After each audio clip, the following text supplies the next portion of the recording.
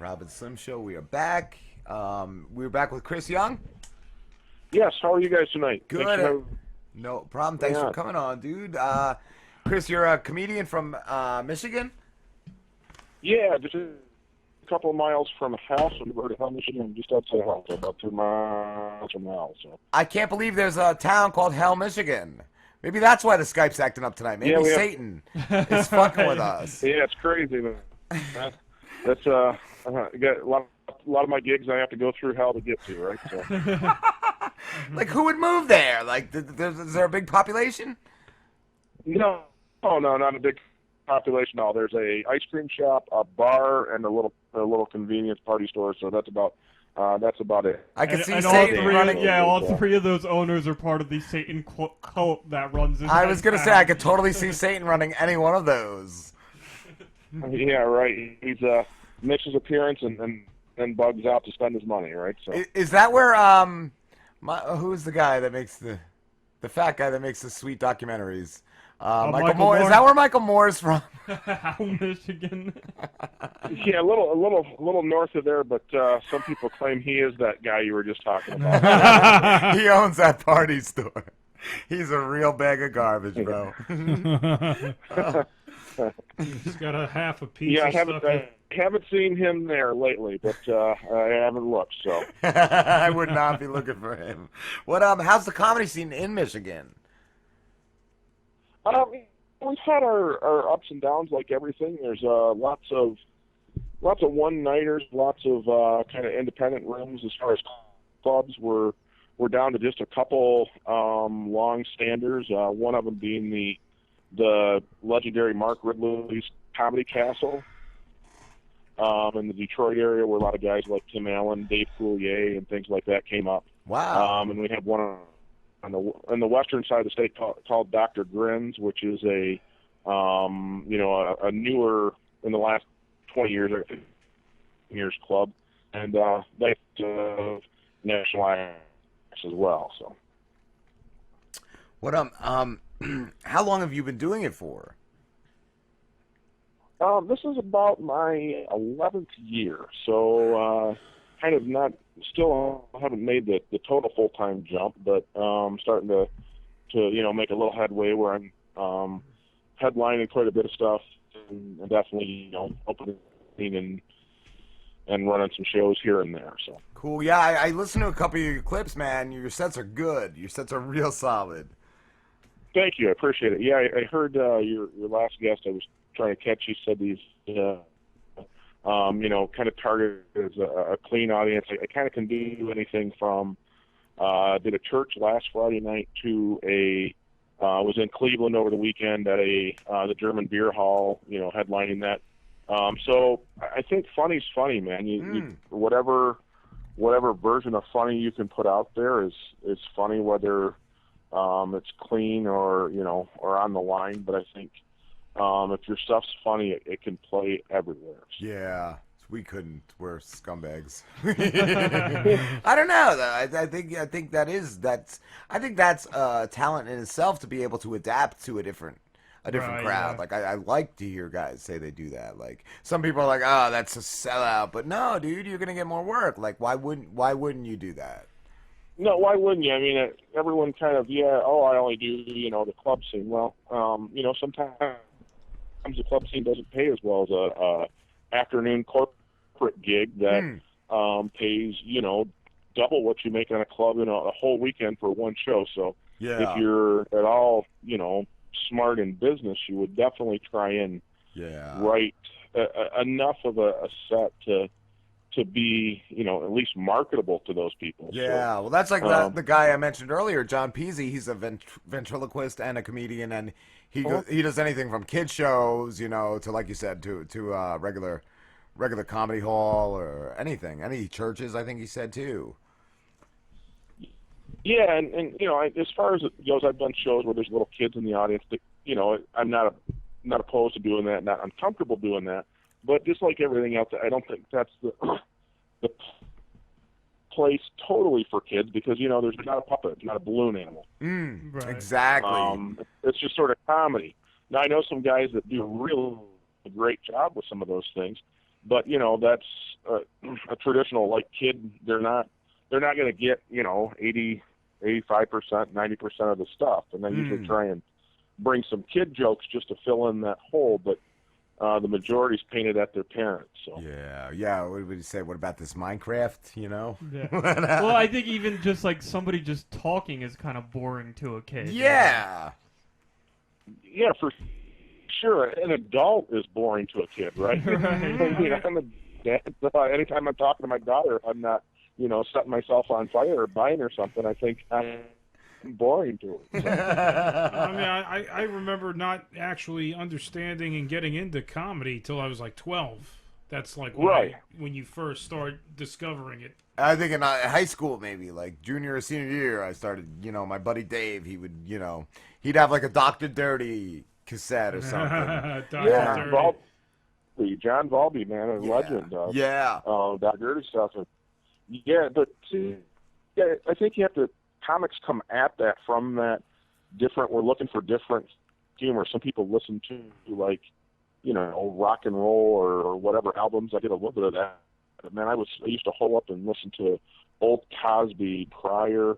I had Cheech and Chong, man, greatest hit memorized. I still, some days when I'm in schools, just want to break out with Sister Mary Elephant and kind of, date myself, I guess. But, Yeah. Then I had it, forwards and backwards, and I think that's comics come at things from a little bit different way of what we find funny. And I still, man, I know as a kid I would find stuff, people would say funny if you go watch a play. There was, or things like Blazing Saddles and things like that. A lot of the kids weren't getting. I was getting that humor that those guys were writing at that time. So.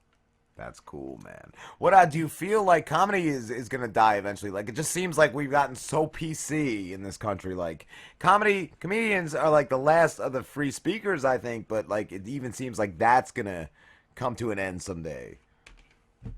I think it's gonna be. I don't know if you've ever, seen the kind of thing, the Ray Bradbury Fahrenheit 451. Yeah. Like, in the end, those people that were the free thinkers found that utopia, read books and exercise their sort of creative and stuff. I think that's what's going to be, man. There's always going to be people wanting to or needing to find a way to get out, and whatever the consequence. And I think The rest of the world will just be like pushback. Mad Max. It's gonna be like Mad Max, and there's gonna be like one city. Yeah, right. I want to be the Thor helmet dude on Mad Max with the no shirt and sleeves on and stuff like that. So, welcome to Thunderdome. I just want a spiked vehicle with like a shark's mouth on it. That's all I want. there you go. Dude playing the. I'm gonna be blown up in like the first scene, like the missile, whatever. The RPG just blows me up, but I want to be in that sweet car for. Fucking love Mad Max. That's right. Yeah. It's all about the car, man. So. Yeah. I think that's coming. No, I think that's one of the next presidential, like, the laws is going to be. I think once one of them gets in, it's going to be Mad Max. Yeah, right, for sure. And I mean, I've heard a lot of pushback right now on this autonomous kind of Uber cars and things like that. Oh. Man, I just wonder if I call one of those, I've been out drinking for the night or something, and it gets in an accident, that car by itself. Am I responsible because I was the idiot that called in the first place? Right? Yeah. My Tesla. Yeah, right. I'm not responsible. Even though the Uber's driving itself, I called them, so that'd be my luck, man. They'd take me in for the DUI. So Get a drunk Lyft driver. That's what our intern does after the show. Yeah. So. Yeah, right. That's it. He's the driver drunk, right? There you go. I think as a comic, though, man, I'm looking at that autonomous kind of self-driving car as a cool thing because I can, we do a lot of driving and a lot of boring nights and home. I'll just sit in the car and punch in and Facebook my way home or something. So. I want to know when the Jetson car is coming, the one that fucking shaves you and showers you and like gives you coffee. Yeah. That's a cool one. And And it turns into a briefcase. It all goes bad for a castration scene, right?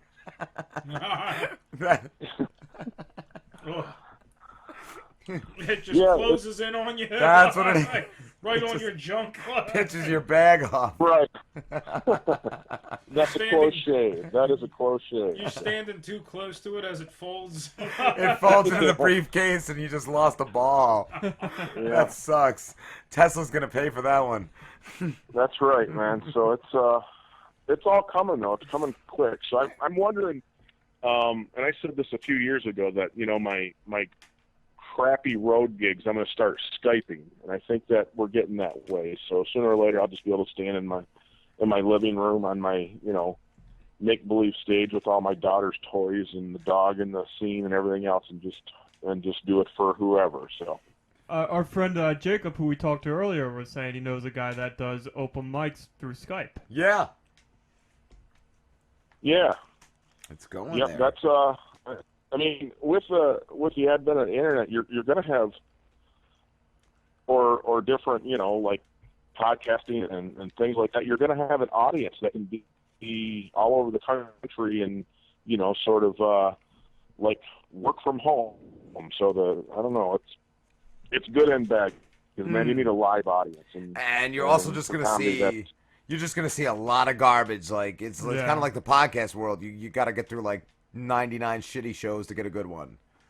Sure, yeah, and you can tell. I mean, there's still an art to telling jokes. There's an art to interviewing people, and it's it takes time to build, and it takes a commitment to do. So yes. What's the craziest thing you've ever seen at a show?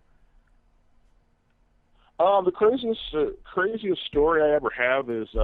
I've seen a lot of kind of weird, like drunk people puking on the table or some, bachelorette parties that are, they're the worst, man, at a comedy club, a bachelorette party. There's a bunch of women that get drunk and marginally like each other, and you add that in the comedy club and they won't shut up, and there's infighting, and you have to, those are, at least in my sort of opinion, the hardest people to kind of deal with at a comedy club. But I was doing a class reunion show for a 35th class reunion.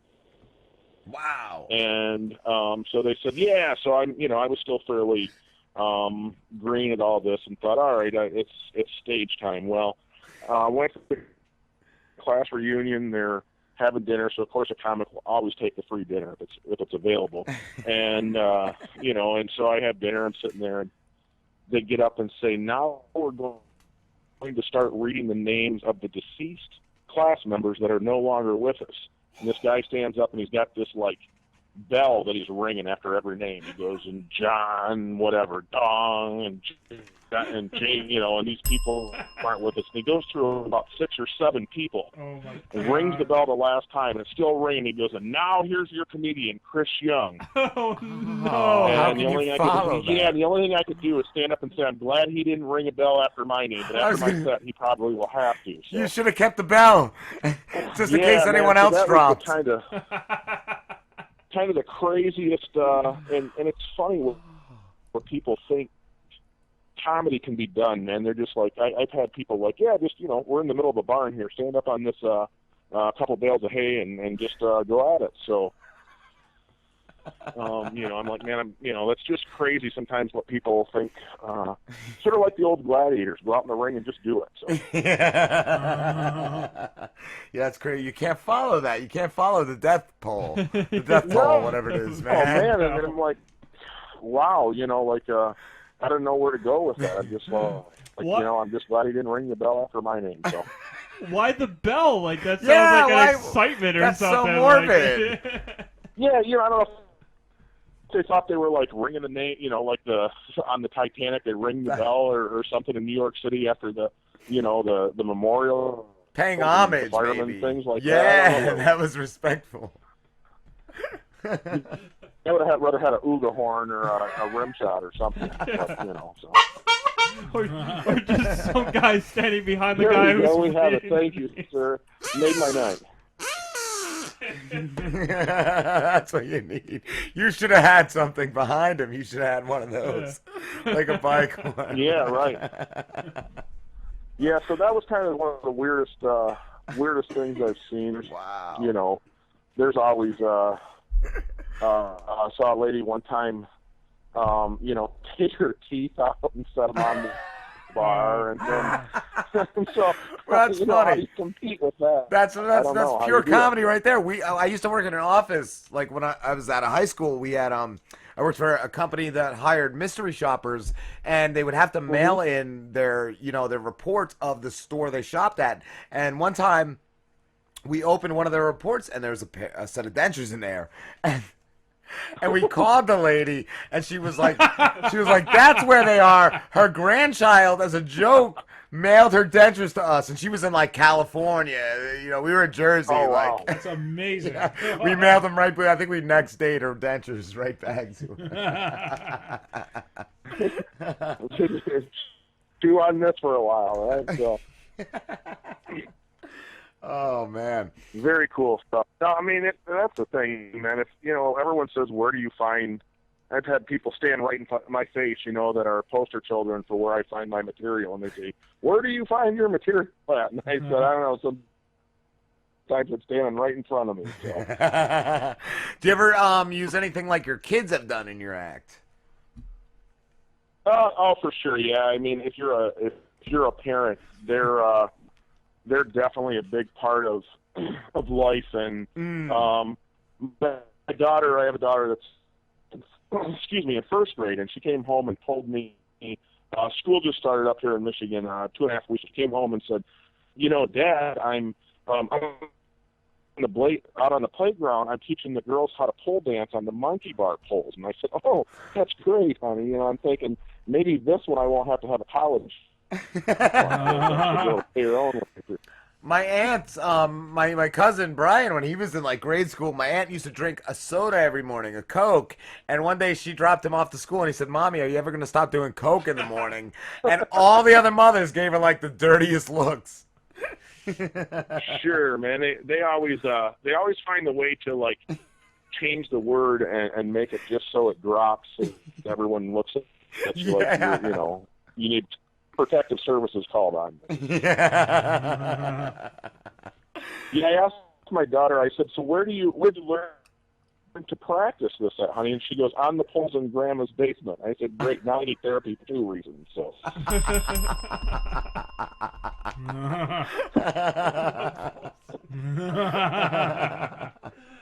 I heard that's where Pete learned, right, Pete? What? Yeah. Where you learn right. pole dancing? No, I never. That's the Yeah, best well, yeah, response. sure. Right? Wow.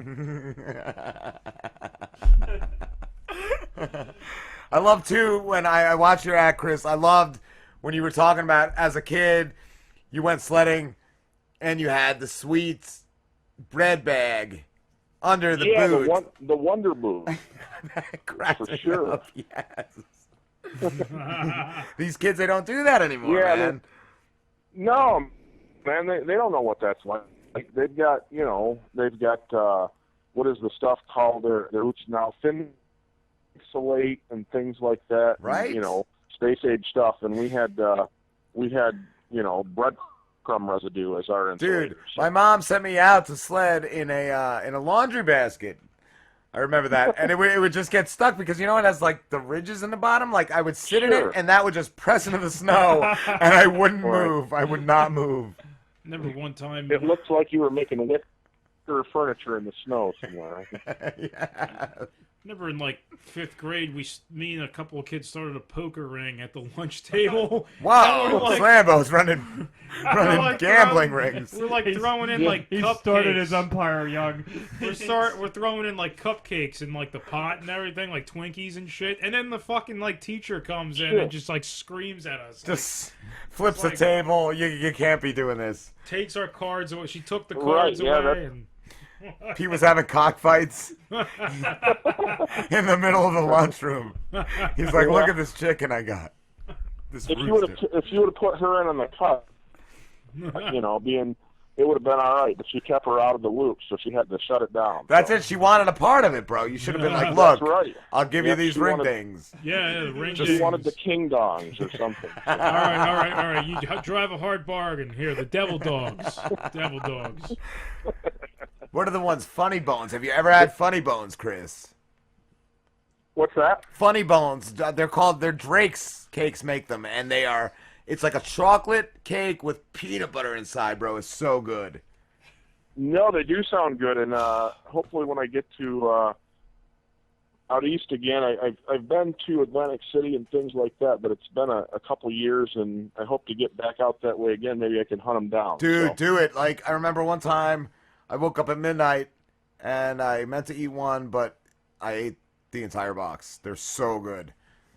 Yeah, they sounded. Anything that's got peanut butter. It's like Reese's cups, and it's amazing that company is still in business with all the suspect Reese's cups that I have to search and try out at Halloween on my daughter's candy. So it's all Right? the bad ones they make that I have to eat is amazing. That's another thing, man. They even kids don't trick or treat anymore. I think last year we had 5 kids come by my house, dude. They don't even do that anymore. It's just like people It's are probably just, an app to trick or treat. Right. they're just afraid of taking their kids out to do anything. I wonder anymore. too, that one urban legend you heard as a kid. Somebody put a razor blade in the candy bar. Did that ever actually happen, or was it just something that spiraled?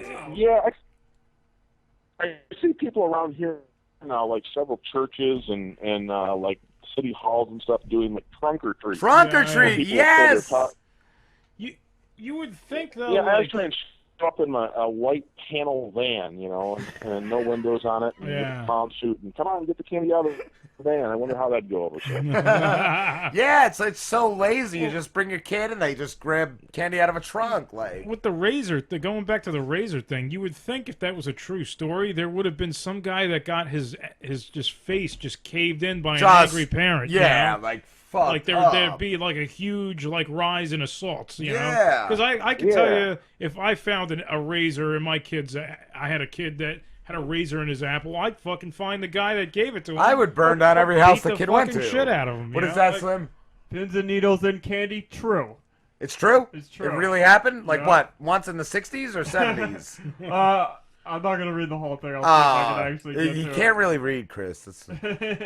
Yeah, right. Yeah, let's not bring facts into a good discussion. Right? I know. That's kind of like a presidential debate. We don't want to bring any facts into this debate because then we would, we would look pretty stupid. So. Yeah. What did it say? It actually did happen, though, dude? Yeah, it says wow. It's documented that it has happened. Began in 1967. Of course. But like I'm saying, could it have happened that much? Because I trick-or-treated all the time as a kid. I never had a problem. No. Never had a problem. I didn't see very many kids that couldn't stick their tongue out at me, so they didn't obviously cut their tongue off on that apple. So. And I kind of think it's worth the risk. Yeah. Those candies are good, bro. And you don't eat the apple anyway. You don't want the apple or the fucking. You always throw what's the other one? Or the banana, or the sugar daddy, or the clown of pennies. Do they still do that? The pennies wrapped in tissue paper that's made to look like a ghost. The ghost pennies. Yeah. What is that? Right. For sure. And then now it's if someone you have to have, does it have, is it gluten free? Will it do this? It's X-Lax chocolate, lady. Someone's going to be going to the bathroom too. So just take it. Chris, we have to wrap this up, dude. But where can everybody find you? Yeah, you can find me at chrisyoungcomic.com. Also on Facebook and Twitter, and I definitely appreciate. It's been a lot of fun, guys. Thank you so much. Dude, thank you. You're awesome, man. Later, bro. Have a good one, guys, and hopefully we'll talk to you soon. Excellent. All right, man. Have a good one. Have a good one. All right, thank you. Bye. Bye, dude. I'm going to restart the Skype. It's look at that. Look, it says, hold on, Pete, it says, outrage was so strong in New Jersey that the state passed a law shortly before Halloween 1968 mandating prison terms for those caught booby-trapping apples. This did not forestall the discovery of 13 more apples with razor blades that year in 5 New Jersey counties. Look into it though, like.